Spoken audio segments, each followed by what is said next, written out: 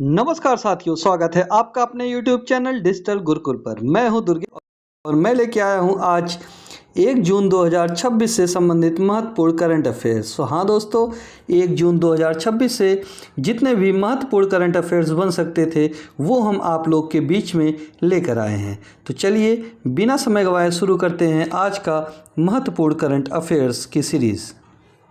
तो आज का पहला प्रश्न है, किस देश ने मई 2026 में भारत के आमों के आयात पर अस्थायी रोक लगाने की घोषणा की है? ऑप्शन ए चीन, option B Japan, option C रूस, ऑप्शन डी फ्रांस। तो इसका सही उत्तर होगा option C, option B Japan.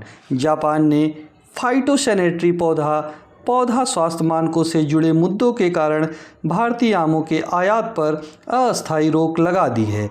Bharat विश्व के सबसे बड़े आम उत्पादक देशों में से एक है। यह मामला कृषि निर्यात और अंतर्राष्ट्रीय व्यापार से जुड़ा महत्वपूर्ण विषय है। तो जापान ने हाल ही में भारत में उत्पादित आमों पर अपने देश में आयात के लिए अस्थायी रोक लगा दिया है। चलिए चलते हैं अगले महत्वपूर्ण प्रश्न की ओर। तो अगला प्रश्न है, आरबीआई ने वित्तीय वर्ष 2025-26 के लिए केंद्र सरकार को कितने रिकॉर्ड अधिशेष राशि हस्तांतरित की है? Option A 1.50 lakh crore, option B 2 lakh crore, option C 2.87 crore, option D 3.25 lakh crore. तो इसका सही उत्तर होगा ऑप्शन सी 2.87 करोड़ रुपए। तो इसका सही उत्तर होगा ऑप्शन सी 2.87 करोड़ रुपए आरबीआई ने वित्तीय वर्ष 2025-26 के लिए केंद्र सरकार को अधिशेषित राशि हस्तांतरित किया है। तो आपको बताते चले कि आरबीआई की स्थापना 1 अप्रैल 1935 में हुई थी और इसका मुख्यालय महाराष्ट्र के मुंबई शहर में स्थित है। चलिए चलते हैं अगले महत्वपूर्ण प्रश्न की ओर। तो अगला प्रश्न है, मई 2026 में आयोजित प्रगति 2026 किस प्रकार का अभ्यास है? मई 2026 में आयोजित प्रगति 2026 किस प्रकार का अभ्यास है? ऑप्शन ए नौसेना अभ्यास, ऑप्शन बी वायुसेना अभ्यास, ऑप्शन सी बहुराष्ट्रीय सैन्य अभ्यास, ऑप्शन डी साइबर सुरक्षा अभ्यास। तो इसका सही उत्तर होगा ऑप्शन सी बहुराष्ट्रीय सैन्य अभ्यास। तो इसका आयोजन मेघालय में किया गया। तो प्रगति 2026 का आयोजन कहाँ किया गया? तो प्रगति 2026 का आयोजन मेघालय में किया गया। चलिए चलते हैं अगले प्रश्न की ओर। तो अगला प्रश्न है, प्रथम विश्व योगासन चैंपियनशिप 2026 का शुभारंभ किस शहर में हुआ? Option A Jaipur, option B Mumbai, option C New Delhi, option D Bhopal. तो इसका सही उत्तर होगा ऑप्शन सी नई दिल्ली। तो 21 जून को अंतर्राष्ट्रीय योग दिवस मनाया जाता है। 21 जून को कौन सा दिवस मनाया जाता है? तो 21 जून को योग दिवस मनाया जाता है। ठीक है, तो प्रथम विश्व योगासन चैंपियनशिप 2026 का शुभारंभ किस शहर में हुआ?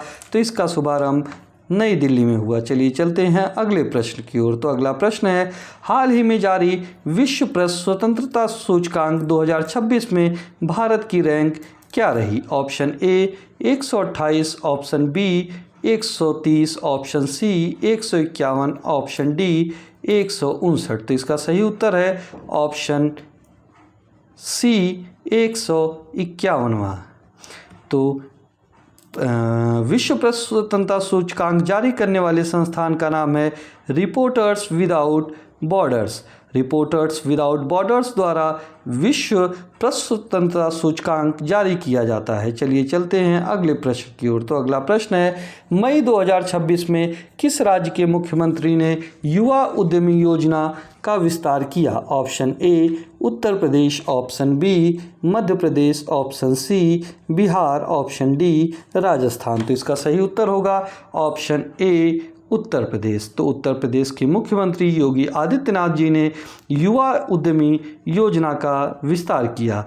योजना का उद्देश्य युवाओं को स्वरोजगार हेतु सहायता देना है। तो युवा उद्यमी योजना का मुख्य उद्देश्य युवाओं को स्वरोजगार हेतु सहायता प्रदान करना है। अगला प्रश्न है, हाल ही में भारत का विदेशी मुद्रा भंडार लगभग कितना रहा? ऑप्शन ए 550 अरब डॉलर, ऑप्शन बी 620 अरब डॉलर, ऑप्शन सी 681 अरब डॉलर, ऑप्शन डी 750 अरब डॉलर। तो इसका सही उत्तर होगा ऑप्शन सी 681 अरब डॉलर। तो विदेशी मुद्रा भंडारण का प्रबंधन कौन करता है? तो विदेशी मुद्रा भंडारण का प्रबंधन RBI यानी कि रिजर्व बैंक ऑफ इंडिया करता है, जिसकी स्थापना 1935 में महाराष्ट्र के मुंबई शहर में हुई थी। तो इसका सही उत्तर होगा 681 अरब डॉलर। चलिए चलते हैं अगले महत्वपूर्ण प्रश्न की ओर। तो अगला प्रश्न है, मई 2026 में किस भारतीय शहर ने स्वच्छ वायु कार्यक्रम में उत्कृष्ट प्रदर्शन किया? Option A Lucknow, option B Indore, option C Surat, option D Varanasi. तो इसका सही उत्तर होगा ऑप्शन बी इंदौर। तो इंदौर लगातार स्वच्छता सर्वेक्षण में शीर्ष शहरों में शामिल रहा है। पिछले 4 से 5 वर्षों में प्रतिवर्ष इंदौर जो है भारत के बड़े शहरों में स्वच्छता सर्वेक्षण में हमेशा प्रथम स्थान पर रहता है और इस शहर से और भी शहरों को सीख लेनी चाहिए। चलिए चलते हैं अगले महत्वपूर्ण प्रश्न की ओर। तो अगला प्रश्न है, हाल ही में किस देश ने AI और सेमीकंडक्टर सहयोग के लिए भारत के साथ समझौता बढ़ाया? Option A Germany, option B Japan, option C America, option D Australia. तो इसका सही उत्तर होगा अमेरिका।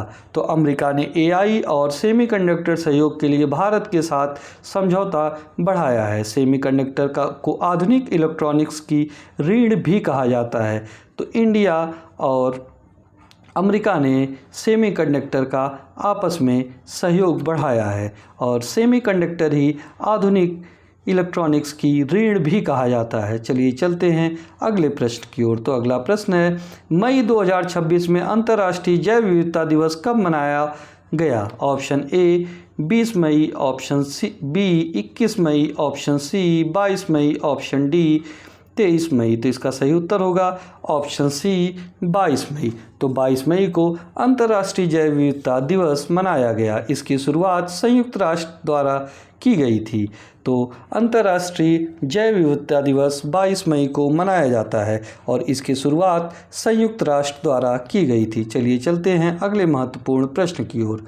तो अगला प्रश्न है, भारत का कुल निर्यात फाइनेंशियल ईयर 2025-26 में पहली बार कितने अरब डॉलर से अधिक पहुंचा? ऑप्शन ए 600 अरब डॉलर, ऑप्शन बी 700 अरब डॉलर, ऑप्शन सी 750 अरब डॉलर, ऑप्शन डी 800 अरब डॉलर। तो इसका सही उत्तर होगा ऑप्शन डी 800 अरब डॉलर।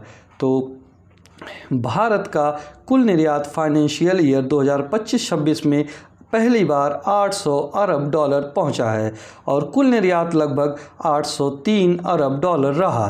तो यह था भारत का कुल आयात और निर्यात का रेशियो। तो आयात लगभग 800 अरब डॉलर और निर्यात लगभग 803 अरब डॉलर रहा है। चलिए चलते हैं अगले महत्वपूर्ण प्रश्न की ओर। तो दोस्तों अगले प्रश्न पर चलने से पहले आप लोगों से एक छोटा सा रिक्वेस्ट है कि अगर आपको हमारी ये करंट अफेयर्स की क्लास पसंद आ रही है तो प्लीज़ मेरे चैनल को सब्सक्राइब ज़रूर करें और साथ ही बेल आइकन दबाना बिल्कुल भी ना भूलें, जिससे हमारे करंट अफेयर क्लास कि सब वीडियो सबसे पहले आपके पास पहुंचे। चलिए चलते हैं अगले महत्वपूर्ण प्रश्न की ओर। तो अगला प्रश्न है, हाल ही में चर्चा में रहा डिजिटल रुपया किसके द्वारा जारी किया जाता है? Option A SEBI, option B NABARD, option C RBI, option D वित्त मंत्रालय।